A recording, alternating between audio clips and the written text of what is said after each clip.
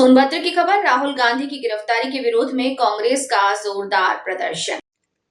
जिला कांग्रेस कार्यालय से स्वर्ण जयंती चौक तक निकला पैदल मार्च विरोध प्रदर्शन किया गया। छात्रों की मांगों पर तत्काल कार्रवाई की मांग, प्रधानमंत्री नरेंद्र मोदी और शिक्षा मंत्री धर्मेंद्र प्रधान से इस्तीफे की मांग। कांग्रेस नेताओं ने गिरफ्तारी को लोकतंत्र पर हमला बताया। भारी पुलिस बल की मौजूदगी में शांतिपूर्ण प्रदर्शन जारी रहा। मांगे नहीं मानी गई तो आंदोलन तेज करने की चेतावनी।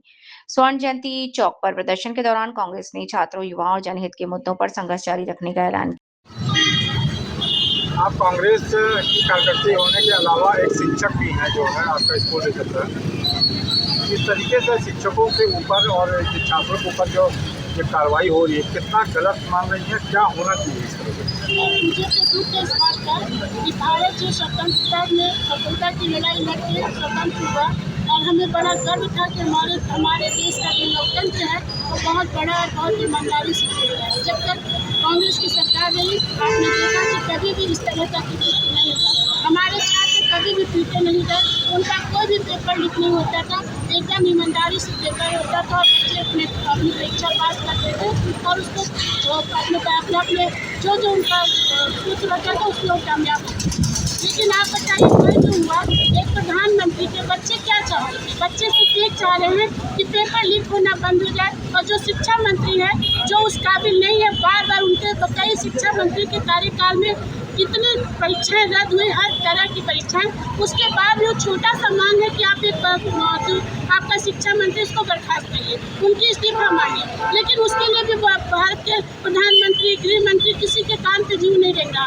बच्चे शांति तरीके से बैठ के और अपना प्रोटेक्ट कर रहे थे। वो सिर्फ इतना चाहते थे कि वो पैदल जाए और सांसद भवन तक जाने के बाद सांसद सत्र जो शुरू हो रहा है वहाँ पहुँचे और वहाँ पहुँच करके अपना ज्ञापन दे, प्रधानमंत्री से अपनी बात कहें और उनसे बताएं कि भाई आप हमारी मांगों को मानिए, आप मेरे साथ ऐसा क्यों कर रहे हैं। लेकिन उनके साथ क्या हुआ?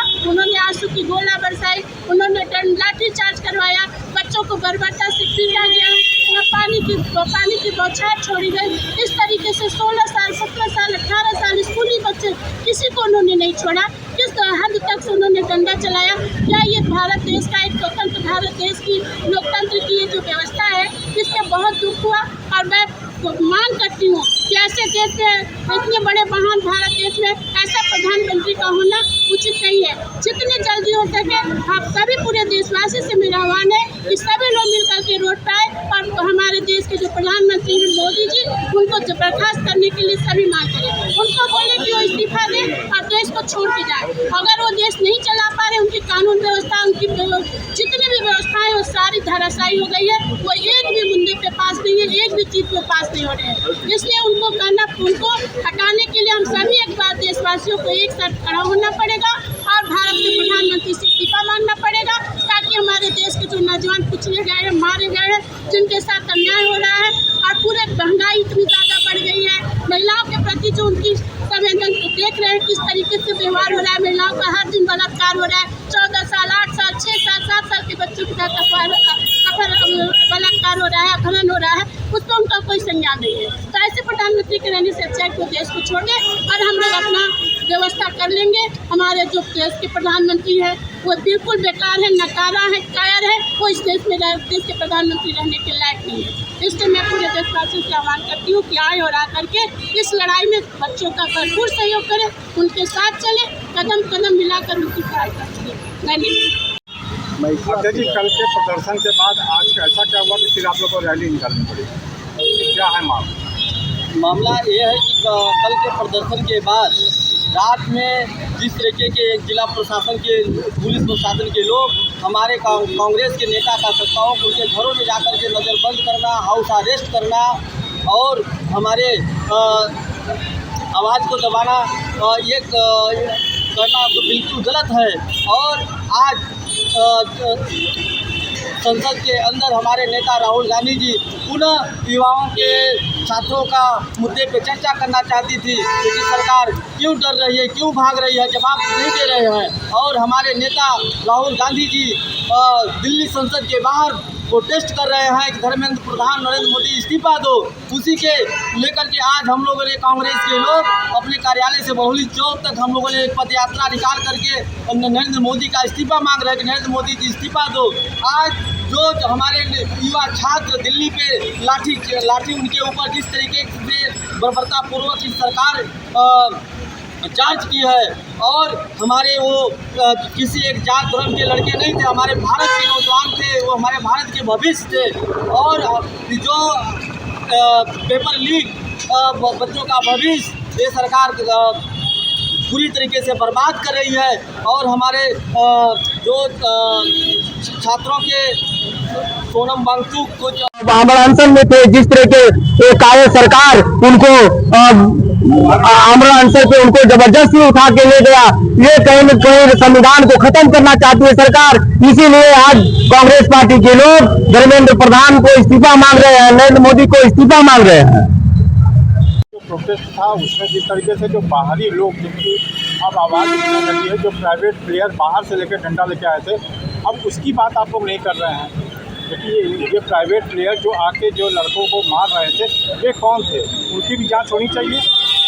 देखिए, ये जंतर मंतर का जो कांड हुआ है, ये छात्रों पे जो बर्बरता प्रधानमंत्री नरेंद्र मोदी के नेतृत्व में की गई है, यह इस देश के इतिहास का ये सबसे काला दिन लिखा जाएगा। पिछले 1000 साल में, अगले लाखों वर्ष में ये लोकतंत्र की जो प्रधानमंत्री नरेंद्र मोदी ने हत्या करवाई है, गृह मंत्री अमित शाह ने जो हत्या करवाई है, छात्रों पे जो लाठीचार्ज हुआ है, हमारे छात्राओं के साथ जो बर्बरता हुई है, उनके साथ जो घिनौना हरकत हुआ है, ये आरएसएस और बीजेपी को ये सैकड़ों वर्ष पीछे ले जाएगा। एक दिन यहाँ का छात्र एक खड़ा होगा और खड़ा होकर इस नरेंद्र मोदी प्रधान और आरएसएस के लोगों की जो वॉलंटियर के रूप में वहां आके छात्राओं के साथ दुर्व्यवहार कर रहे थे, उनके साथ छेड़छाड़ कर रहे थे, उनको यह इस देश के छात्र जवाब देंगे। और छात्र राजनीति ये लोग जो बंद किए हैं यूनिवर्सिटियों में, छात्रों का जो चुनाव बंद किए हैं, आज उसी का यह परिणाम है कि नरेंद्र मोदी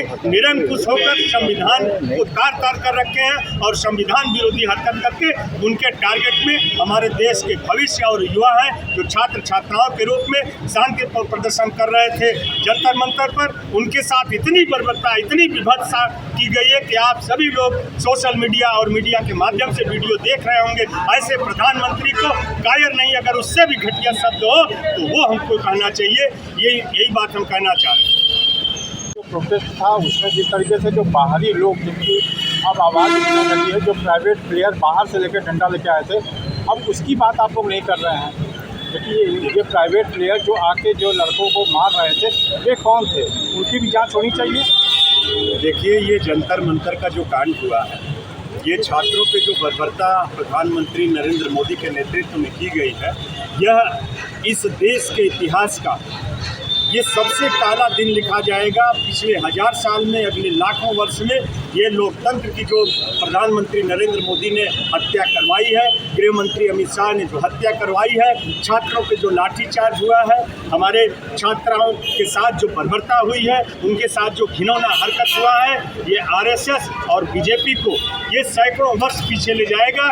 एक दिन यहाँ का छात्र एक खड़ा होगा और खड़ा होकर इस नरेंद्र मोदी प्रधान और आरएसएस के लोगों की जो वॉलंटियर के रूप में वहां आके छात्राओं के साथ दुर्व्यवहार कर रहे थे, उनके साथ छेड़छाड़ कर रहे थे, उनको यह इस देश के छात्र जवाब देंगे। और छात्र राजनीति ये लोग जो बंद किए हैं यूनिवर्सिटियों में, छात्रों का जो चुनाव बंद किए हैं, आज उसी का यह परिणाम है कि नरेंद्र मोदी निरंकुश होकर संविधान को तार कर रखे हैं और संविधान विरोधी हरकत करके उनके टारगेट में हमारे देश के भविष्य और युवा हैं जो छात्र छात्राओं के रूप में शांतिपूर्ण प्रदर्शन कर रहे थे जंतर मंतर पर, उनके साथ इतनी बर्बरता, इतनी विभत्सता की गई है कि आप सभी लोग सोशल मीडिया और मीडिया के माध्यम से वीडियो देख रहे होंगे। ऐसे प्रधानमंत्री को कायर नहीं, अगर उससे भी घटिया शब्द हो तो वो हमको कहना चाहिए। यही बात हम कहना चाह रहे हैं।